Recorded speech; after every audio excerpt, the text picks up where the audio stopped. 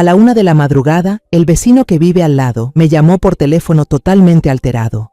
Pase lo que pase, no abras la puerta a nadie. Me desperté sobresaltada. Iba a preguntarle qué estaba pasando, pero la llamada se cortó. Y entonces empezaron los golpes en la puerta, insistentes, durante casi 5 minutos. Y luego, silencio absoluto. Reuní valor. Me acerqué y miré por la mirilla, y lo que vi me hizo caer hacia atrás. Pero antes de continuar, revisa si ya te suscribiste al canal y comparte en los comentarios desde dónde nos estás viendo. Nos encantaría saber hasta dónde llegan nuestras historias de venganza. Me desperté de un sobresalto en mitad de la noche. La casa estaba sumida en el silencio, pero en mis oídos mi corazón latía con fuerza como un tambor de guerra, y entonces me di cuenta de lo que me había sacado del sueño. El timbre del teléfono sonaba con una insistencia aguda, cortante, desgarrando el silencio de la 1 de la madrugada. Tambaleándome, salí de la cama y agarré el teléfono de la mesa. La luz azul de la pantalla me lastimó los ojos. Apareció un nombre familiar, Doña Lupita. Era la vecina viuda que vivía sola en la casa de enfrente. Sabía que Lupita jamás me llamaría a esta hora, a menos que algo realmente terrible estuviera pasando. Deslicé el dedo por la pantalla, me llevé el teléfono al oído, con la voz aún ronca por el sueño. ¿Lupita? Al otro lado no hubo un saludo habitual, solo se oían respiraciones entrecortadas, agitadas. Su voz temblaba violentamente, bajó hasta volverse un susurro desesperado, como si tuviera un cuchillo en la garganta. Elena, escúchame, pase lo que pase, aunque escuches lo que escuches. No abras la puerta a nadie. La advertencia se me clavó directo en la mente. Un escalofrío me recorrió la espalda. ¿Qué pasa, Lupita? ¿Dónde estás? Intenté preguntar, pero antes de terminar la frase, un chirrido agudo de estática sonó en la línea, y luego, nada. La llamada se cortó. Justo en ese instante, se escuchó un golpe sordo en la puerta principal. Se me paralizó el corazón. Todo mi cuerpo se quedó rígido. 2 golpes más. No era el golpeteo de alguien educado. Eran palmadas completas, fuertes, rítmicas, persistentes. Cada golpe era como un martillazo directo en el pecho. Caminé de puntillas fuera del dormitorio. Apoyé el oído contra la pared fría del pasillo. El sonido retumbaba en mis oídos, haciendo que todo mi cuerpo vibrara con cada golpe. Reuniendo todo el valor, grité con fuerza, intentando que la voz no se me quebrara por el miedo. ¿Quién es? No hubo respuesta. Solo los golpes seguían, constantes, como si jamás fueran a detenerse. El miedo me desbordó. Corrí hasta el pie de la escalera, miré hacia la oscuridad del 2º piso y grité. «Esteban, ¿me escuchas? Esteban, baja con mamá». Solo el silencio pesado me respondió. Normalmente, hasta el más mínimo ruido lo despertaría. ¿Qué demonios estaba pasando? Desesperada, corrí a la sala, agarré la tablet, abrí la aplicación del sistema de cámaras de seguridad, pero la pantalla estaba completamente negra, con una línea de texto fría en el centro. Sin conexión. Toqué y toqué varias veces, pero fue inútil. Las 4 cámaras estaban fuera de línea. Corrí al interruptor de la luz del porche, lo apreté varias veces, pero la oscuridad seguía intacta afuera. ¿Se habría fundido el foco? No podía recordar cuándo fue la última vez que lo revisé. Todo estaba en mi contra. Estaba completamente aislada, ciega y sorda ante lo que estaba ocurriendo justo afuera de mi propia casa. Desesperada, marqué el número de Lupita otra vez, rogando que atendiera y me dijera qué estaba pasando. El teléfono sonaba una y otra vez, hasta que se cortó solo. No había más opciones. Marqué al número de emergencia 911. Mi voz temblaba, apenas salía, mientras informaba que alguien desconocido estaba intentando forzar la puerta de mi casa en el número 14 de la calle Pinos. La operadora me aseguró que enviarían una patrulla de inmediato. Justo cuando colgué, los golpes cesaron de repente. Ese silencio repentino era aún más aterrador que el ruido anterior. Lo cubría todo, tenso como una cuerda. ¿Se habían ido o habrían encontrado otra forma de entrar? Un impulso extraño, una curiosidad loca más fuerte que el miedo, me llevó hasta la puerta. Mi mano temblaba al tocar la perilla helada. Inhalé profundo, cerré los ojos con fuerza y luego acerqué lentamente el rostro a la pequeña mirilla. Lo que vi casi me hizo gritar. El rostro de Esteban, mi hijo, estaba pegado allí, ocupando todo el campo de visión. Pero ese no era mi hijo, no era Esteban, con su sonrisa cálida y sus ojos amables que yo conocía. Sus ojos estaban muy abiertos, vacíos, sin vida. La comisura de su boca se curvaba en una sonrisa extraña, una mueca hueca, sin emoción alguna, y detrás de él, difuminadas en la oscuridad, había 4 figuras altas. Llevaban túnicas negras con capuchas que les cubrían completamente el rostro, parados como estatuas de piedra. Caí de espaldas, golpeando la pared con fuerza. No me atreví a mirar por segunda vez. Aquella imagen era demasiado espantosa, quedó grabada en mi retina. Unos minutos después, las sirenas de la policía comenzaron a sonar a lo lejos, acercándose rápidamente. Las luces rojas y azules se proyectaban por la ventana del salón. ¡Policía! ¡Abra la puerta!, gritó una voz firme desde afuera. Yo no me atreví a bajar. Seguía sentada en el suelo, temblando, y grité desde lo alto de la escalera. «Estoy aquí arriba. Ayúdenme». Escuché que hablaban entre ellos, y luego un gran ¡pum! Cuando forzaron la puerta. El ruido del cerrojo al romperse retumbó en la casa. Pasos apresurados de botas invadieron la sala. Sus linternas se movían por todos lados, cortando la oscuridad en pedazos. «¿Señora? ¿Dónde está?», preguntó un policía. Recién entonces me levanté temblando, agarrada al pasamanos, y bajé. La puerta principal estaba completamente destruida, la entrada iluminada por las linternas, pero no había nadie, absolutamente nadie. En ese momento, la puerta del cuarto de mi nieto Mateo se abrió lentamente con un chirrido. Jimena, mi nuera, salió. Llevaba un pijama de seda, se frotaba los ojos con cara de sueño. «¿Qué pasa, mamá? ¡Qué escándalo!». Intenté explicar todo en medio de un caos, balbuceando sobre la llamada de Lupita, los golpes en la puerta, el rostro de Esteban en la mirilla y las figuras encapuchadas. El policía mayor, que parecía ser el jefe, me miró con lástima. Volteó a ver a Jimena y luego me miró otra vez. «Señora», dijo con voz tranquila pero distante, «quizás tuvo una pesadilla. A veces, por el cansancio y la edad, tenemos alucinaciones». Me quedé pasmada. ¿Alucinaciones?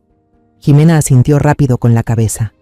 Sí, oficial, últimamente mi mamá no está durmiendo bien. Luego se giró hacia mí, puso una mano sobre mi hombro y me dijo con dulzura fingida. No pasa nada, mamá, solo fue una pesadilla. Pero cuando miré a sus ojos, no vi preocupación sincera de una nuera. Vi algo distinto, una mirada difícil de describir, que apareció un instante y desapareció. Era cálculo, no compasión. Esa noche cambiaron el cerrojo por uno provisional y se fueron. Jimena me ayudó a subir al cuarto, luego regresó al de Mateo. Yo me quedé en el sofá del salón, mirando la nueva puerta, reluciente. Sabía que lo que vi era real. No estoy loca, estoy. Permanecí inmóvil en el sofá hasta que los primeros rayos del amanecer entraron por la rendija de la ventana. Esa noche, el sueño me abandonó por completo. Todo el cuerpo me dolía, no por la edad, sino por el estrés. Lo primero que hice no fue preparar café ni despertar a Mateo. Me puse un suéter, me calcé las pantuflas y salí directamente a la calle. El aire de la mañana era helado, pero yo no sentía nada. Mi único objetivo era la puerta azul descolorida de la casa de doña Lupita. Ella era la única que sabía lo que pasó. La única esperanza que me quedaba para confirmar que no me había vuelto loca. Toqué el timbre, sonó débil, con interferencias. Nadie respondió. Volví a tocar. Y otra vez. Perdí la paciencia y empecé a golpear la puerta con la mano. Mis golpes resonaban desesperados en el callejón silencioso. «Lupita, soy yo, Elena. Ábreme, por favor». Pasó un rato largo. Justo cuando estaba por rendirme, escuché el clic del pestillo. La puerta se entreabrió apenas, lo suficiente para que pudiera ver uno de sus ojos y algunos mechones de su cabello canoso y despeinado. Ese ojo brillaba de miedo. Me miró como si yo fuera un fantasma. La voz de la señora estaba ronca, susurrando por la rendija de la puerta. Ya le advertí, Elena, hice todo lo que pude. Por favor, no me meta más en esto. Sus ojos miraban detrás de mí, como si temiera que alguien estuviera parado en la oscuridad. Están en todas partes. ¿Quiénes están en todas partes?, le supliqué, tratando de meter un pie en la puerta. Lupita, por favor, dígame, ¿qué le pasó a mi Esteban? Pero ella solo negó con fuerza. El pánico le dio la fuerza para empujar la puerta con violencia. Yo no sé nada, no me busque más. La puerta se cerró de golpe en mi cara. Escuché claramente cómo echaba el cerrojo, seguido del sonido metálico de una cadena. Todas las puertas se habían cerrado para mí. Me quedé allí, paralizada en medio del callejón. Una sensación de soledad e impotencia me envolvió por completo. Volví a casa con la mente hecha un lío. La casa estaba en un silencio aterrador. Un ligero olor a café que venía de la cocina me indicó que Jimena ya se había levantado. Pero no había risas de Esteban, ni su voz molestando a Mateo, ni su presencia cálida. La casa parecía haber perdido su alma. El primer día pasó entre una espera desesperante. Esteban no volvió. Le llamé decenas de veces. El teléfono sonaba y sonaba sin que nadie contestara, hasta que se activaba esa voz robótica del buzón. Hola, soy Esteban. Ahora no puedo contestar. Le mandé mensaje tras mensaje. ¿Dónde estás? Llama a mamá ya. Estoy muy preocupada, Esteban. Ni una sola respuesta. La pantalla del teléfono seguía en negro. Busqué a Jimena, que estaba regando las plantas en el balcón. Intenté mantener la calma. Jimena, ¿sabes si Esteban fue a algún lado? No ha vuelto a casa y no contesta el teléfono.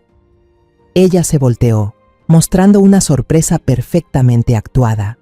Se quitó los guantes de jardinería, se encogió de hombros. Seguro salió por algo urgente del trabajo, mamá. Capaz estaba en una reunión y se le acabó la batería del teléfono. Ya es grande, no se preocupe tanto. Ese ya es grande me cayó como un balde de agua fría. Pero intenté creerle. Tal vez me estaba preocupando demasiado. Sin embargo, el segundo día también pasó sin noticias de Esteban. La preocupación se convirtió en un miedo real, tangible. Ya no podía quedarme sentada. Con manos temblorosas, marqué el número del teléfono fijo de la empresa donde trabajaba. Una voz joven desde recepción contestó. Hola, soy Elena, la madre de Esteban Martínez. Perdón por molestar, pero quería saber si él fue a trabajar hoy. Hubo un momento de silencio. Escuché el sonido de papeles. Déjeme revisar. Ah, el señor Martínez llamó para reportarse enfermo y pidió una semana de licencia, señora. Sentí como si alguien me apretara el corazón. ¿Una semana? Esteban nunca se enfermaba sin avisarme. Él sabía cuánto me preocupaba. Ese no era mi hijo. Esa noche ya no aguanté más.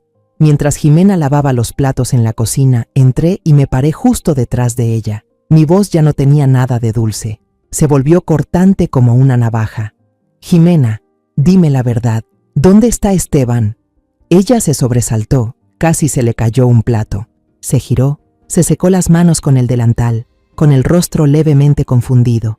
De repente, pareció recordar algo. Se dio una palmada en la frente. ¡Ay, qué cabeza la mía!, dijo con un tono tan natural que me dio escalofríos. Mientras seguía lavando los platos, añadió. Ah, sí, antier él me llamó cuando yo estaba en el súper. Mi celular ya casi se quedaba sin batería, así que hablamos poquito. Me dijo que un amigo viejo había regresado a la ciudad y que organizaron un viaje de campamento de último minuto con el grupo. Me dijo que allá no hay señal, por eso pidió que nadie se preocupara. He estado tan ocupada que se me pasó contarle. Perdón, mamá. Me quedé helada. Cada palabra que salía de su boca era más absurda que la anterior. ¿Esteban? ¿De campamento? Mi hijo odiaba acampar. Le daban miedo los insectos, le molestaba el lodo, y jamás habría dormido en una tienda chiquita y apretada. La última vez que lo obligaron a ir de campamento tenía 15 años, y se quejó durante todo un mes después de eso. Miré fijamente a mi nuera. Trataba de encontrar algún indicio de mentira, un parpadeo, una pizca de nerviosismo. Pero no. Estaba completamente tranquila. Seguía con lo suyo como si acabara de contar una anécdota sin importancia. Evitaba mirarme a los ojos, concentrada en colocar los platos secos en el escurridor. Esa calma escalofriante era más aterradora que la cara desfigurada de Esteban a través del ojo de la cerradura anoche, más aterradora que aquellos encapuchados vestidos de negro de pie en la oscuridad. Una sospecha horrible, oscura y helada empezó a germinar dentro de mí. Mi nuera, Jimena, no solo estaba mintiendo, estaba ocultando algo, y estoy segura de que eso tiene que ver directamente con la desaparición de mi hijo. Pasaron otros 2 días. La casa, que alguna vez fue mi hogar, ahora se había convertido en un escenario de teatro mudo. Ahí, Jimena era la actriz principal, y yo, la espectadora obligada. Ella seguía comportándose con total normalidad. Una normalidad que resultaba extrañamente inquietante. Tarareaba una melodía alegre mientras preparaba el desayuno. Me preguntaba si había dormido bien con una sonrisa radiante. Incluso se quejaba del precio tan alto del aguacate en el mercado. Cada gesto, cada palabra suya era perfecta, encajaba en el papel de una nuera ejemplar. Pero para mí, esa normalidad me helaba hasta los huesos. Para no perder la cabeza con tantas conjeturas, decidí limpiar la casa. Era mi forma de aferrarme a la realidad, de buscar un poco de orden en medio del caos que me envolvía. Empecé por la habitación de Mateo. El niño jugaba solo en el patio trasero. Su risa clara llegaba hasta arriba, un sonido que desentonaba con la tensión que se respiraba. Su habitación estaba llena de su pequeño mundo infantil. Recogí los carritos de juguete esparcidos por el suelo, ordené cuidadosamente los cómics de superhéroes. Me acerqué a su escritorio, donde los lápices de colores y las hojas de papel estaban por todos lados. Mientras recogía las hojas para apilarlas, un dibujo llamó mi atención. Era distinto a los de siempre. No había superhéroes ni autos coloridos. Este dibujo estaba hecho solo con una crayola negra. Las líneas torcidas, casi temblorosas, formaban un contraste escalofriante sobre el fondo blanco del papel. Lo tomé entre mis manos, y enseguida me empezaron a temblar. Todo mi mundo se detuvo. Era un círculo formado por figuras humanas alargadas, deformes, con túnicas largas y capuchas puntiagudas. Estaban agrupadas, mirando hacia el centro, y en el centro de ese círculo había otro hombre, con los brazos extendidos como si estuviera clavado en una cruz invisible. El rostro de ese hombre, dibujado con la inocencia de un niño, era solo un círculo vacío, con 2 puntos por ojos y una línea recta por boca, pero transmitía una expresión vacía, sin alma, que helaba la sangre. Era idéntico al rostro de Esteban que vi a través del ojo de la cerradura aquella noche. Mi corazón latía con fuerza en mi pecho, tan fuerte que temí que se rompiera. El aire se volvió espeso, me costaba respirar. Esto no era imaginación, no era una pesadilla. Era una prueba, dibujada por mi propio nieto inocente. Apreté la hoja entre los dedos y salí casi corriendo al patio. Mateo seguía jugando, concentrado en llenar su balde rojo con arena. La luz del sol se reflejaba sobre su cabello fino. Me esforcé por sacar la voz más suave posible, una voz que no delatara el terror hirviendo en mi interior. Mateo, mi amor, dibujas precioso. ¿Puedo ver este? Me agaché junto a él y le mostré el dibujo. ¿Y estas personas? ¿Quiénes son, cariño? Le señalé las figuras con túnicas. El niño no levantó la cabeza. Seguía jugando con la palita de plástico. Su voz era clara, inocente. Es amiga de mamá, abuela. Una mano invisible me apretó el pecho. ¿Amiga de mamá? Intenté que mi voz no temblara. ¿Y cuándo vinieron a casa? Por la noche, respondió sin mirarme. Cuando usted ya está dormida, vienen a jugar con papá. ¿A jugar con papá? Sentí la garganta seca. ¿A qué juegan, mi amor? No sé. El niño detuvo sus manos y se rascó la cabeza. Se paran alrededor de papá y dicen cosas raras. Mamá dice que es un juego secreto de adultos. Yo quise jugar también, pero mamá no me dejó. Me dijo que no se lo contara a la abuela. Finalmente el niño me miró. Sus ojos eran puros, sin una pizca de mentira. Sonrió, una sonrisa inocente, de niño. «¿Es nuestro secreto, sí, abuela?» Cada palabra suya era como un martillazo invisible en mi cabeza, dejándome aturdida cuando usted ya está dormida. Esas palabras se repetían sin cesar en mi mente, y entonces un recuerdo me golpeó, nítido y aterrador. Cada noche, sin falta, Jimena me traía una taza de té de manzanilla bien caliente. «Tome, mamá, para que duerma rico», siempre me decía con una sonrisa tierna. Y sí, yo dormía. Dormía un sueño extraño, demasiado profundo. Nunca me despertaba a medianoche, lo cual era raro en alguien mayor que suele levantarse al baño. Pensé que era el cansancio. Pero no era cuidado, era veneno disfrazado de dulzura. Intenté sonreírle a Mateo, una sonrisa torcida. «Sí, mi amor, es el secreto de los dos». Me levanté y regresé a la casa. La cabeza me daba vueltas. Ya no sentía miedo. El miedo había dado paso a una rabia helada y a una determinación férrea. Inmediatamente tomé el celular. Coloqué el dibujo sobre la mesa de la cocina, donde había buena luz, y lo fotografié desde varios ángulos, asegurándome de que quedara bien claro. Luego doblé el dibujo con cuidado, entré a mi habitación y lo escondí entre las páginas de un viejo álbum familiar que descansaba sobre el closet, un lugar donde sabía que Jimena jamás miraría. Esa noche, como si fuera un robot programado, Jimena volvió a traerme el té. «Aquí está su tecito, mamá». Sonreí al recibirlo, le di las gracias. Sus ojos seguían siendo claros, su sonrisa igual de dulce. Pero ahora ya había visto al demonio detrás de esa máscara. Apenas se dio la vuelta, caminé hasta la maceta del helecho en la esquina del cuarto y vacié silenciosamente toda la taza de té caliente en sus raíces. Esa noche no dormí. Me quedé sentada en la oscuridad de mi habitación. El silencio ya no traía paz. Era una trampa esperando cerrarse. El miedo de los días anteriores se había solidificado en un plan frío y afilado. No podía seguir siendo una anciana frágil y confundida. Tenía que actuar, tenía que encontrar pruebas.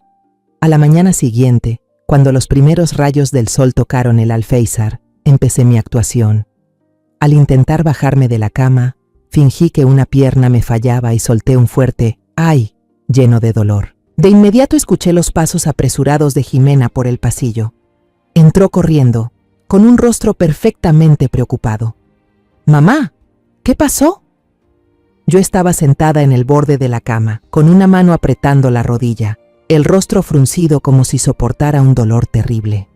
«Ay, mis rodillas. Debe ser por el cambio de clima anoche. Me duele tanto que no creo poder caminar, Jimena».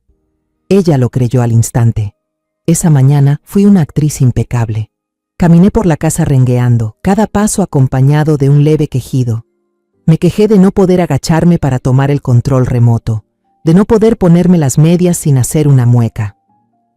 Durante el desayuno, dejé caer a propósito la cuchara y la miré como si no pudiera recogerla. Y entonces lancé la carnada. «¡Qué fastidio!», suspiré, frotándome la rodilla. Me acuerdo que doña Rosa me contó que su hija Paloma ahora es una doctora muy buena. Capaz debería ir con ella a ver qué opina, porque así como estoy solo, termino molestándote a ti». Jimena no sospechó nada. Su preocupación fluyó como un manantial que ya tenía preparado. «¿Qué dice mamá? ¿Cómo va a ser una molestia?». Rápidamente tomó su celular. «Déjeme llamarle de una vez a la clínica de Paloma para agendarle una cita. La salud de mamá es lo más importante». Su voz dulce ahora sonaba completamente falsa. Me retumbaba en los oídos como un chillido helado. Haría lo que fuera por mantener la imagen de nuera ejemplar, una fachada perfecta para esconder todas sus oscuras intenciones. En la clínica de Paloma, un lugar limpio y luminoso, Jimena me acompañó hasta la silla de espera. «Siéntese aquí tranquila, mamá, yo voy por el número». Cuando se alejó, le dije alzando un poco la voz: «Jimena, cuando me toque entrar, quédate aquí afuera, ¿sí? Me da pena hablar de mis achaques de vieja delante de mi nuera». Ella aceptó encantada, quizás hasta aliviada de poder quedarse un rato texteando o revisando el celular. «Claro, mamá, como quiera». En el momento en que la puerta del consultorio se cerró, separándome de Jimena, sentí que me quitaba una pesada armadura. Me enderecé. El dolor desapareció por completo. Paloma, sentada detrás de su escritorio, levantó la vista, sorprendida. «Tía Elena, ¿qué pasa?». Hace un rato afuera se la veía muy adolorida. Sin dar ninguna explicación innecesaria, caminé rápido hasta el escritorio, saqué el celular y abrí la foto del dibujo de Mateo. «Mira, hija». Mi voz era un susurro apurado, tenso. «Esto es lo que realmente está pasando». Y con voz baja pero urgente, le conté todo.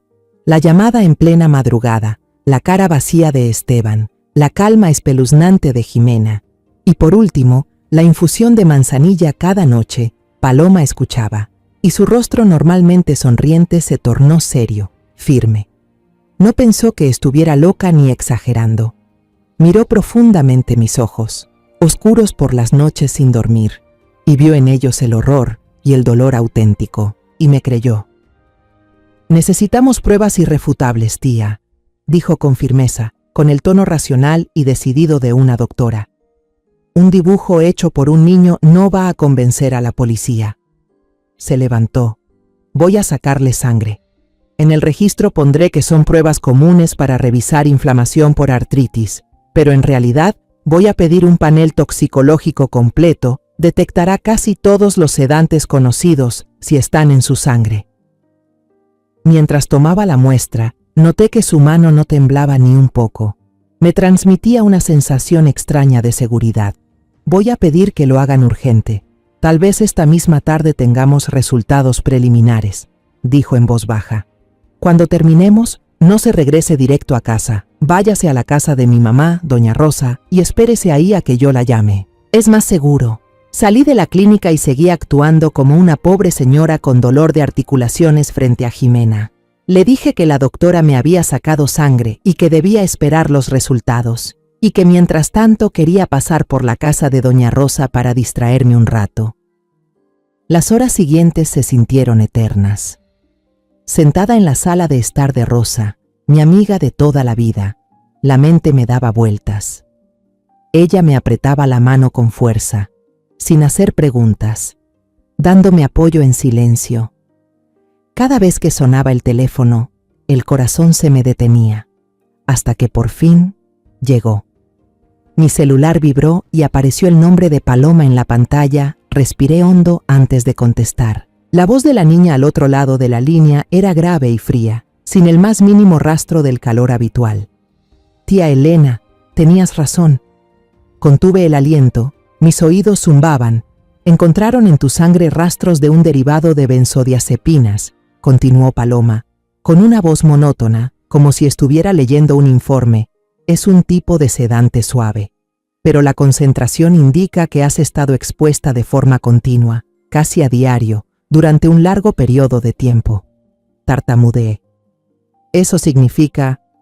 «¿Qué significa, hija?». Paloma inhaló profundamente por el teléfono. Pude escucharlo. «Significa que alguien ha estado poniendo ese medicamento en tu comida o bebida todos los días, durante mucho tiempo». Sosteniendo el teléfono en la mano, sentí un escalofrío recorrerme la espalda, pero al mismo tiempo, una extraña sensación de alivio me invadió.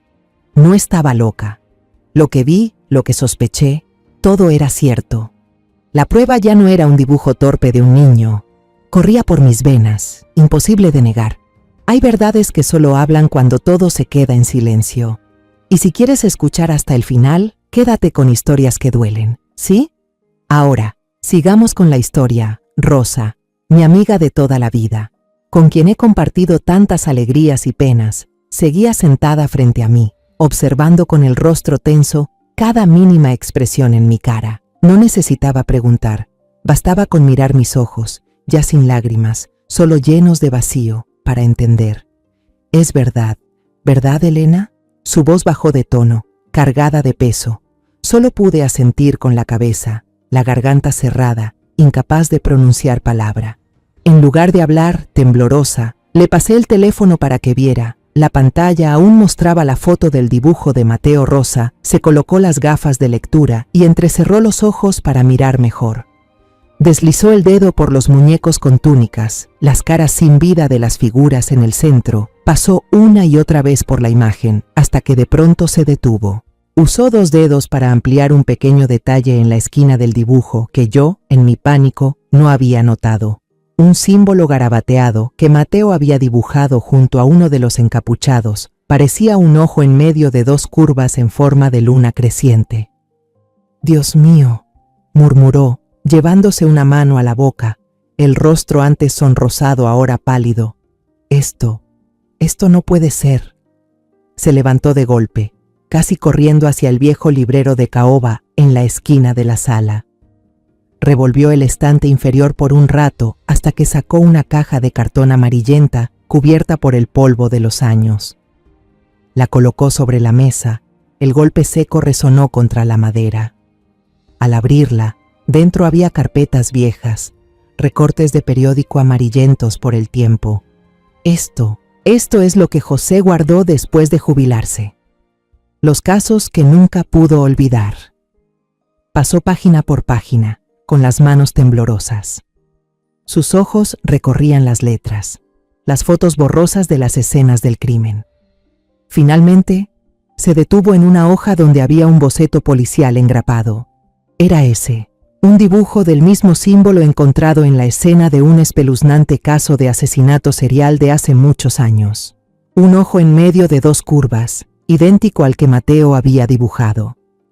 La sombra de la sangre.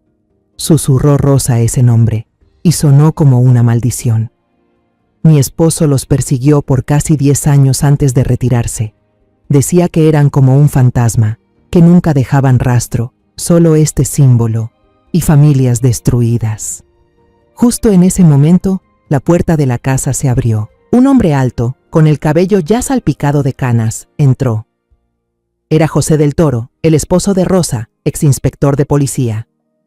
Su mirada era tan aguda como una navaja. A pesar de estar retirado, su porte seguía transmitiendo la autoridad de alguien que había pasado la vida entera enfrentándose a la oscuridad. Rosa no necesitó decirle nada más.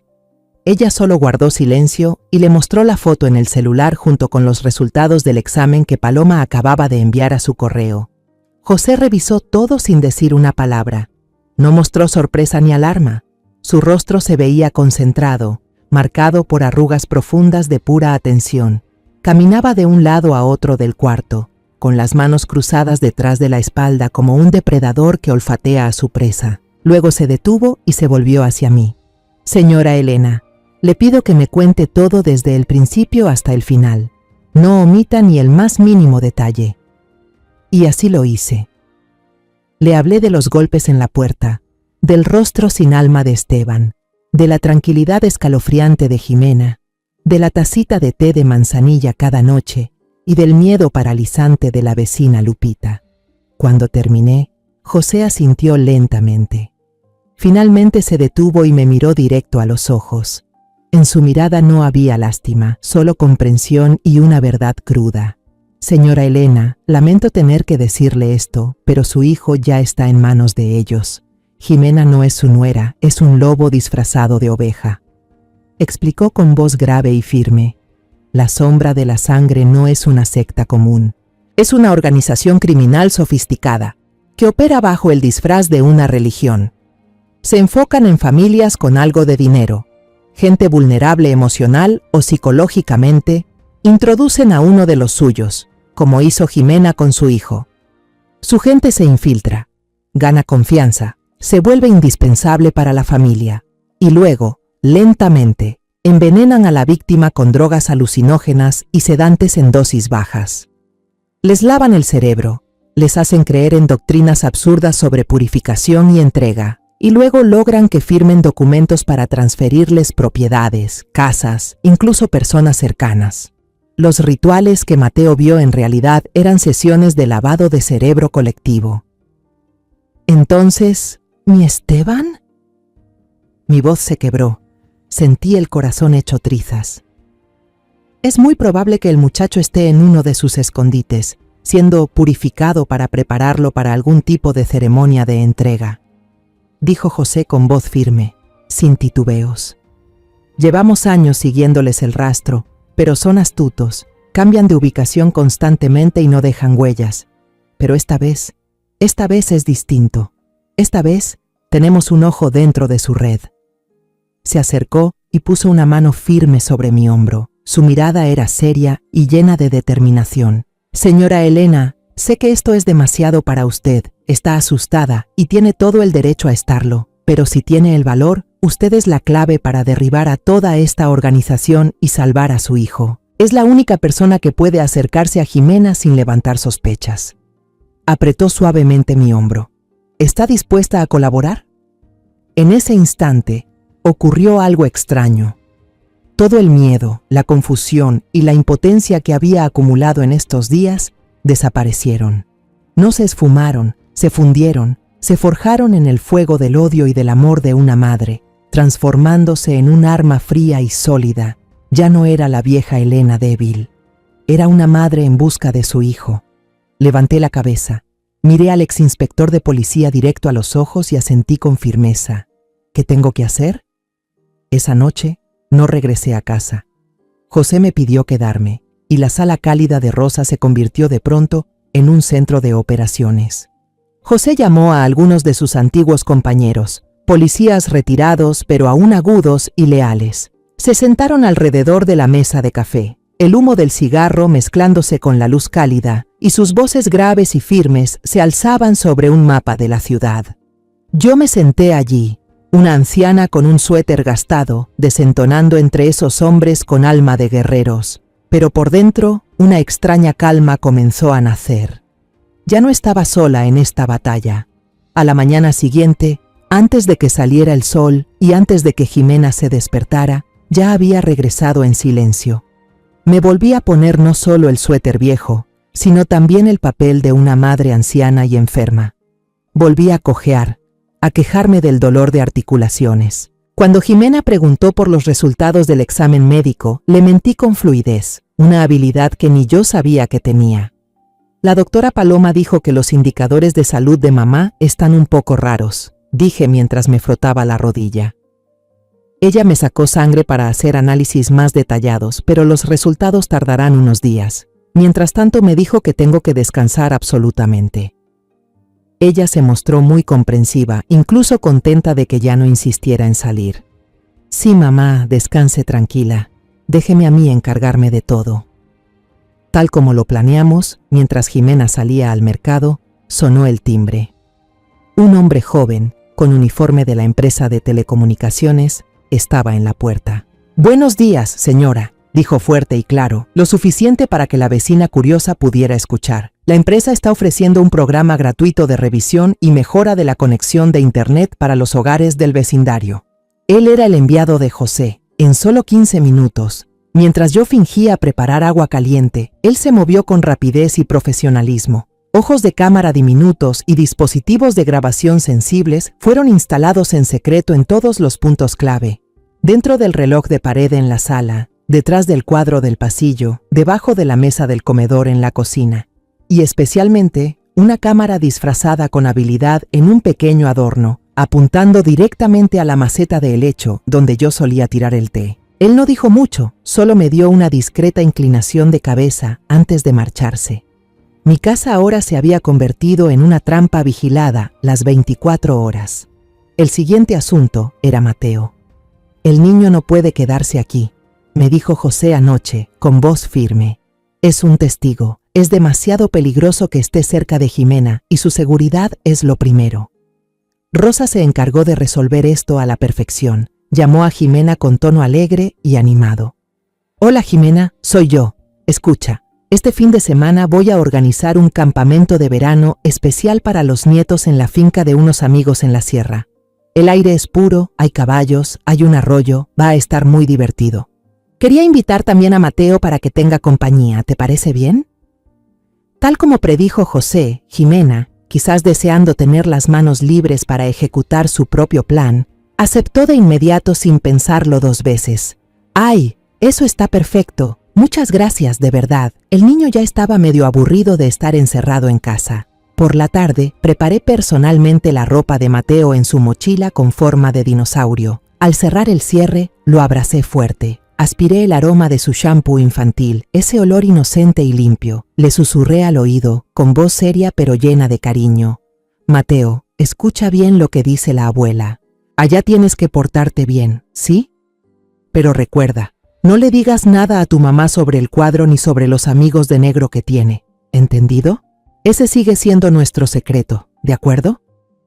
El niño asintió obedientemente. Sus ojitos grandes me miraban con total confianza. Cuando el coche de Rosa se alejó con Mateo al fondo del callejón, sentí un vacío inmenso en el pecho, pero mezclado con esa tristeza, había un enorme alivio. Mi nieto ya estaba a salvo. Afuera, la red ya se estaba tendiendo. Un pequeño camión de una empresa de limpieza ambiental apareció estacionado en la esquina durante todo el día, pero yo sabía que adentro había un equipo técnico pegado a las pantallas, monitoreando cada señal de los dispositivos dentro de mi casa. Algunas personas desconocidas empezaron a aparecer en el vecindario de forma natural. Un hombre paseando a su perro pastor alemán cada mañana, una mujer joven empujando un cochecito de bebé que pasaba varias veces frente a mi casa, un grupo de trabajadores reparando el techo de un departamento abandonado cerca de allí. Mi calle, antes tan familiar, de pronto se volvió extraña. Pero yo sabía que todos eran policías encubiertos, mis protectores invisibles. Esa noche, en la casa solo estábamos Jimena y yo. Sin las risas de Mateo, el ambiente se volvió más tenso que nunca. Cuando ella me trajo una taza de té de manzanilla, sonreí al recibirla. La luz de la cocina se reflejaba en los ojos de ese monstruo disfrazado de persona, y yo sabía que también se reflejaba en el ojo invisible de la cámara oculta. Levanté la taza, fingí dar un sorbo, sintiendo el calor en mis labios. Luego, mientras ella se volteaba para recoger las cosas, vertí rápidamente y en silencio el resto del té en la maceta del helecho. Sabía que cada gota que tiraba no solo era una prueba que quedaba registrada, era un acto de resistencia. Mi obra de teatro había comenzado de verdad durante los 2 días siguientes. Seguí interpretando el papel de la madre enferma, pasando la mayor parte del tiempo en el sillón de felpa, con las agujas de tejer en la mano. Pero en realidad, todos mis sentidos estaban alerta al máximo. Mis oídos atentos a cada paso, a cada llamada telefónica de Jimena. Mis ojos no dejaban de observar todos sus movimientos desde rincones ocultos, espejos y aquellos lugares donde sabía que los ojos electrónicos invisibles grababan cada detalle. José me había advertido, a través de una llamada breve desde Rosa, que necesitábamos una oportunidad de oro. Un periodo lo suficientemente largo para que su equipo pudiera actuar sin ser descubierto. Yo tenía que crear esa oportunidad. Yo debía ser el señuelo. El plan ya estaba trazado en mi mente, sencillo, pero debía ejecutarse a la perfección. Aquella mañana, mientras estaba sentada en la mesa, tomé el periódico local y fingí leerlo por encima. Luego me detuve en una nota pequeña. Carraspeé y leí en voz alta, lentamente, como si hablara conmigo misma. Oh, hoy hay una feria de artesanías en el Parque del Sur.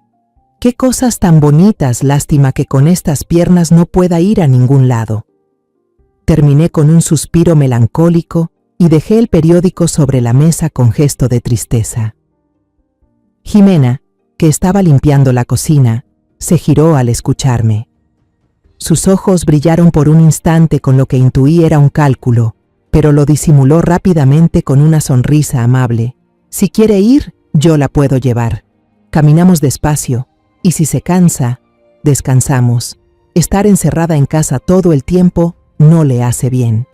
Tal vez pensó que era una buena ocasión para seguir representando su papel de nuera ejemplar, o quizás también necesitaba una excusa para salir de casa. Levanté la vista, fingiendo sorpresa y alegría. ¿De verdad, hija? Ay, sería maravilloso. Necesito despejar la mente un poco. A la hora acordada, Jimena me llevó en coche. Cuando el auto salió lentamente del callejón tranquilo, eché un vistazo rápido al retrovisor. Un camión de basura naranja estaba estacionado al final de la calle, más temprano de lo habitual. El trabajador de limpieza junto al vehículo sostenía una escoba, pero no miraba al suelo. Levantó la vista y miró directo hacia nuestro coche. Luego asintió levemente con la cabeza. un gesto casi imperceptible. Un escalofrío me recorrió la espalda. Era la señal. El plan había comenzado.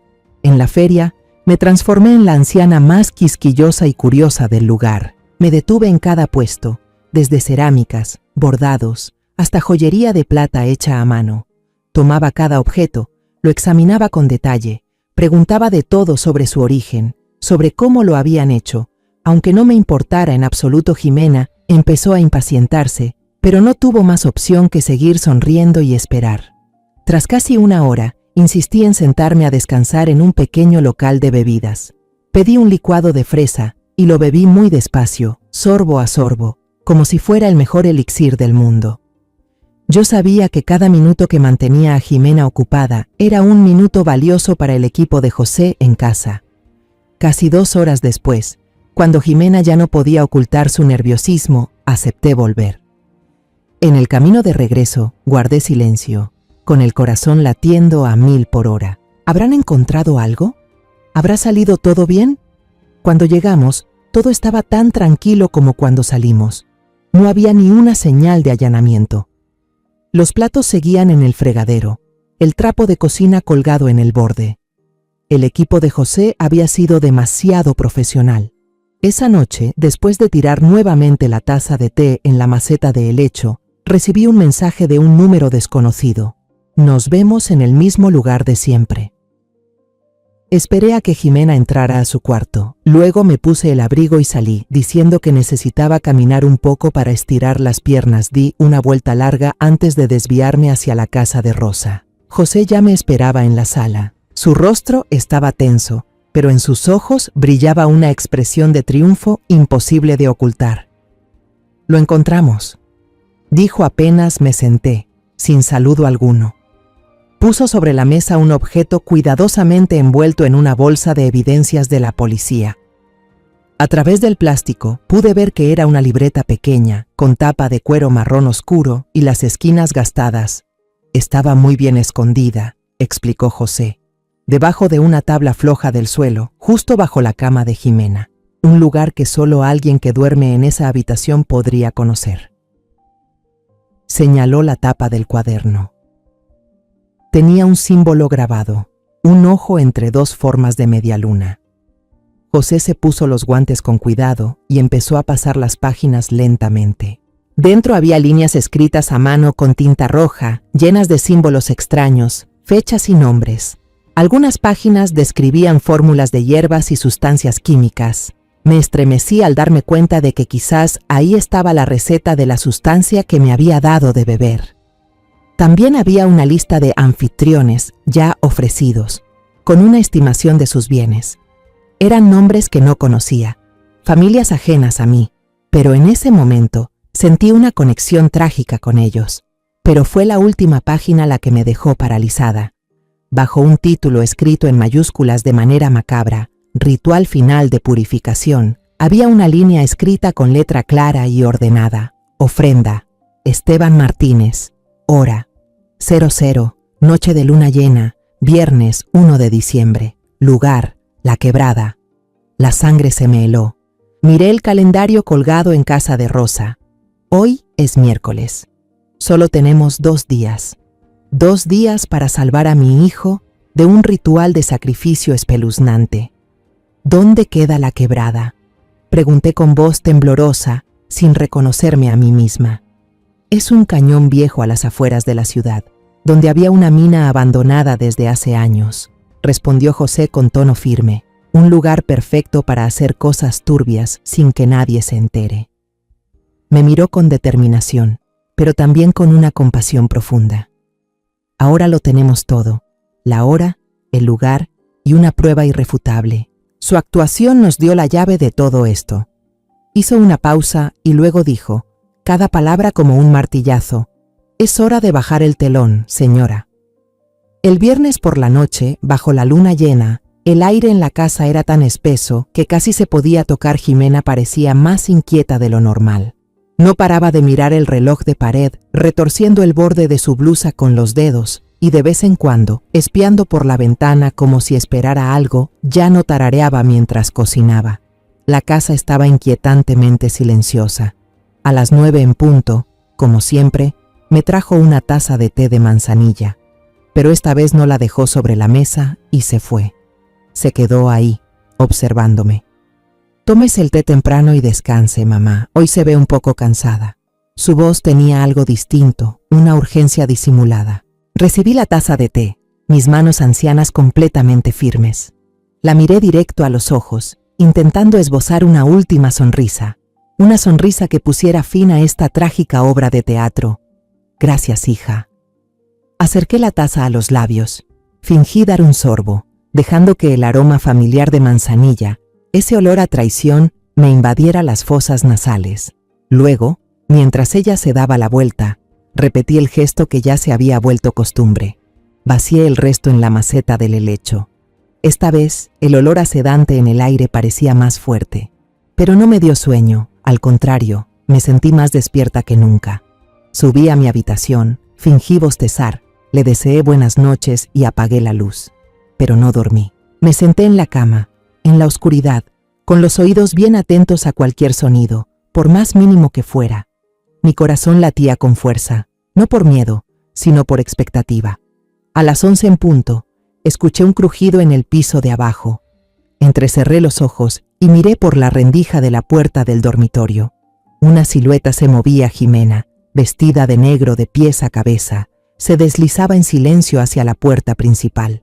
Esta se abrió y se cerró suavemente, casi sin hacer ruido. La serpiente había salido de su guarida. En cuanto escuché el motor de su coche arrancar y alejarse, salté de la cama.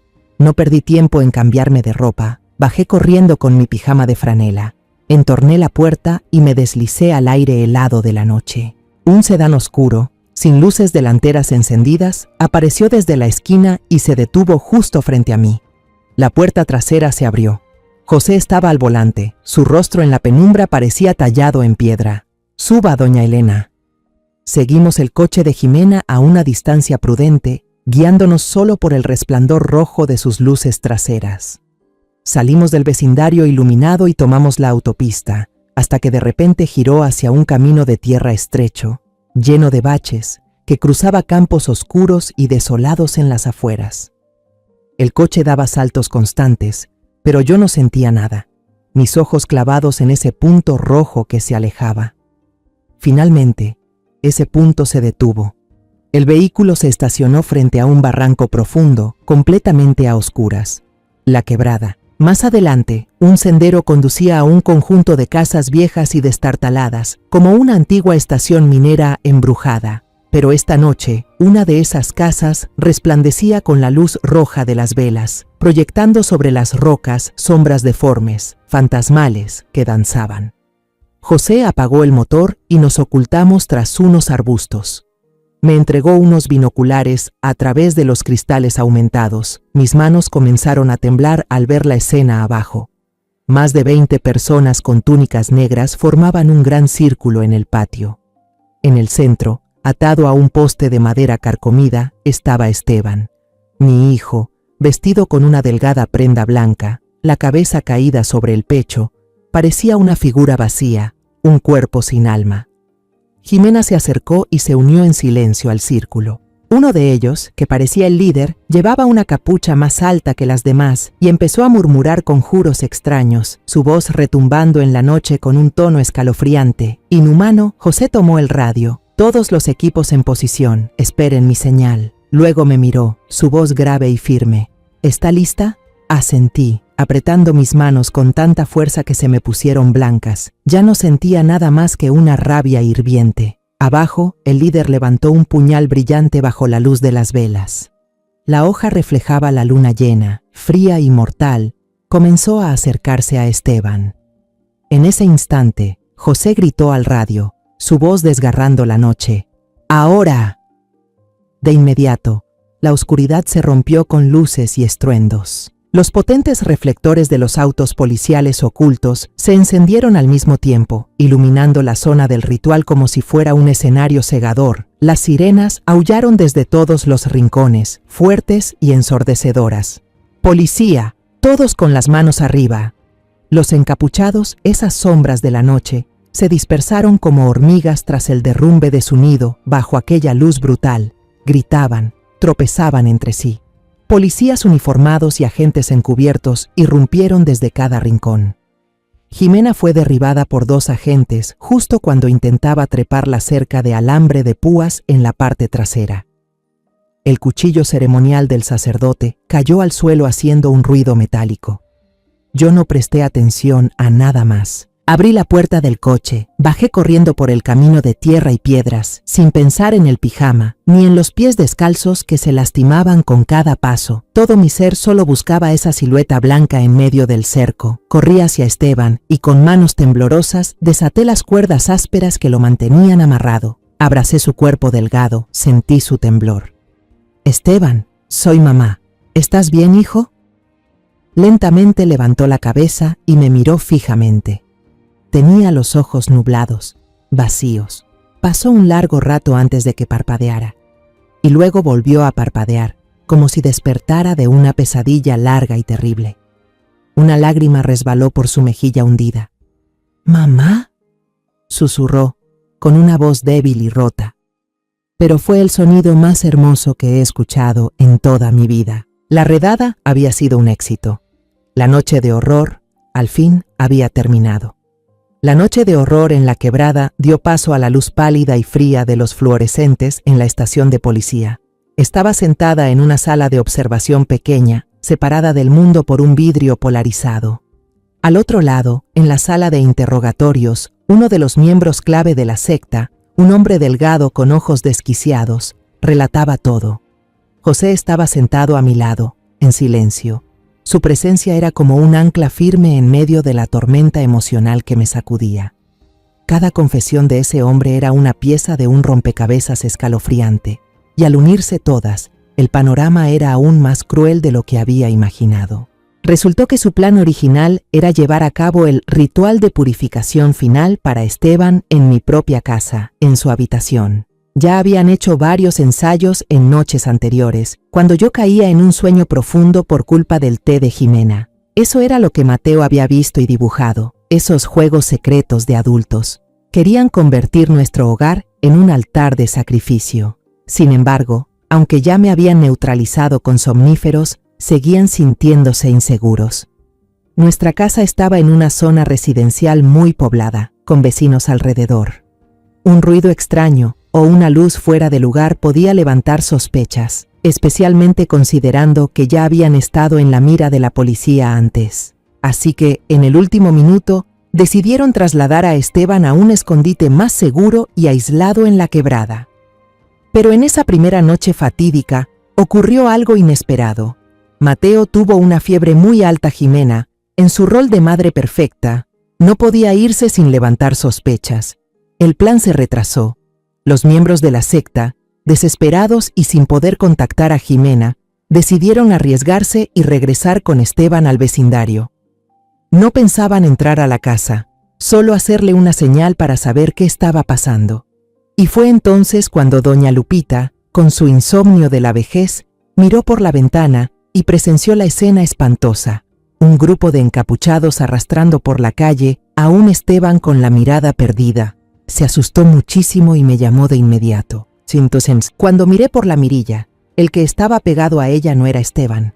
Era uno de los del culto, que intentaba asomarse para ver qué estaba pasando, mientras Esteban era retenido detrás, fuera del alcance de la vista. Mi aparición repentina en la mirilla, seguida de la llamada a la policía que alcanzaron a escuchar, los aterrorizó por completo. Sabían que habían sido descubiertos. Se apresuraron a llevarse a Esteban y desaparecieron en la oscuridad.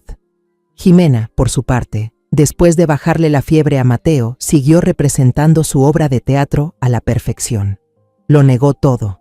Intentó convencerme de que estaba teniendo alucinaciones, con la intención de ocultar la verdad y ganar tiempo para sus cómplices. Nunca imaginó que esa calma fingida, esa perfección tan absurda, sería precisamente lo que encendiera mis sospechas y provocara la caída de todo. Esteban fue llevado directamente desde la quebrada al hospital. Mi hijo, ese hijo sano y lleno de vida que yo conocía, ahora estaba consumido, con los ojos hundidos, y había momentos en los que simplemente se quedaba sentado durante horas, mirando fijamente a un vacío infinito.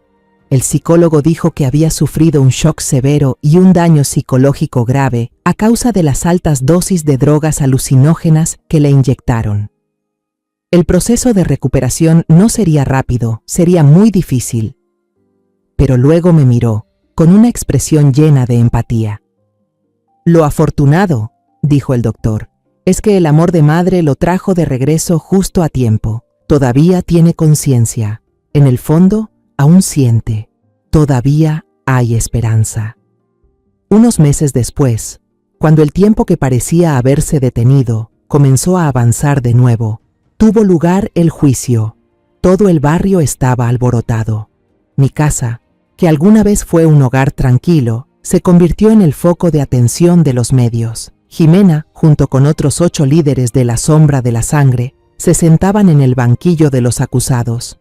Enfrentaban múltiples cargos: secuestro, privación ilegal de la libertad, estafa, lesiones intencionales y dirección de una organización criminal. Yo estaba sentada en la primera fila, reservada para la familia de las víctimas. Detrás de mí se escuchaban susurros, clics de cámaras, miradas curiosas, pero yo no oía nada, no veía nada. Mi vista estaba fija en la espalda de la mujer que alguna vez me llamó mamá. Cuando se dictó la sentencia, con penas de prisión tan largas que sepultarían lo que les quedaba de vida tras las rejas, un silencio absoluto cubrió la sala. Miré a Jimena. Como si algo la impulsara, también ella volteó a mirarme. Nuestras miradas se cruzaron en el espacio entre las 2 filas. En sus ojos no vi arrepentimiento, ni dolor, ni un mínimo de culpa. Solo vi un vacío aterrador, y brillando dentro de ese vacío, una chispa de odio, un odio dirigido hacia mí, la persona que arruinó todos sus planes. Giré lentamente la cabeza. No hubo lágrimas, no hubo satisfacción de vencedora, tampoco quedaba rencor. Solo un frío absoluto, un frío reservado para quien una vez entró a mi casa, comió de mi comida, cuidó de mi nieto, y luego envenenó y destruyó desde adentro a mi familia sin piedad. En cuanto se cerró la puerta de la sala del tribunal, sepultando a Jimena y a sus cómplices bajo esas sentencias interminables, supe que no podía volver a esa casa. La puse en venta de inmediato. No podía vivir un día más allí. No podía respirar ese aire contaminado de traición y engaño. Esa casa ya no era un hogar. Se había convertido en un testigo mudo de la peor pesadilla de mi vida. Cada rincón parecía gemir, evocando un recuerdo espantoso. El timbre estridente a medianoche, los golpes brutales en la puerta, la imagen fantasmal a través de la mirilla. Todo eso se convirtió en una cicatriz imborrable, marcada para siempre en mi memoria. Nos fuimos de aquella ciudad ruidosa, llena de miradas indiscretas y susurros de lástima. Usé el dinero de la venta de la casa y parte de los ahorros de toda una vida para comprar una casita en un pueblo costero tranquilo, donde los recuerdos de infancia de Esteban aún eran claros y puros. Fue el lugar al que lo llevé de vacaciones cuando era niño, donde vio el mar por primera vez y se rió a carcajadas cuando las olas le lamían los pies. Nuestra nueva casa era sencilla, con paredes blancas como conchas, techo de tejas azules como el mar y un pequeño balcón de madera que daba directamente al vasto océano. El cambio de ambiente tuvo un efecto milagroso, como una medicina sanadora que ningún médico podría recetar. El aire fresco y salado del mar parecía limpiar todas las viejas pesadillas. El sonido constante de las olas reemplazó los ruidos aterradores que habitaban en mis recuerdos. Mateo, después de recibir durante un tiempo ayuda dedicada de psicólogos, volvió a reír. Su risa ya no era tímida, sino clara y fuerte. Ya no dibujaba figuras oscuras ni círculos extraños. Ahora, sus hojas estaban llenas de colores vivos y llenos de vida. Veleros con velas blancas ondeando al viento, delfines juguetones saltando sobre las olas, y nubes blancas flotando sobre un cielo azul brillante. La oscuridad había sido expulsada del alma tierna de mi nieto, y Esteban, mi hijo, estaba volviendo a la vida, poco a poco, como un árbol seco que revive después de un invierno cruel.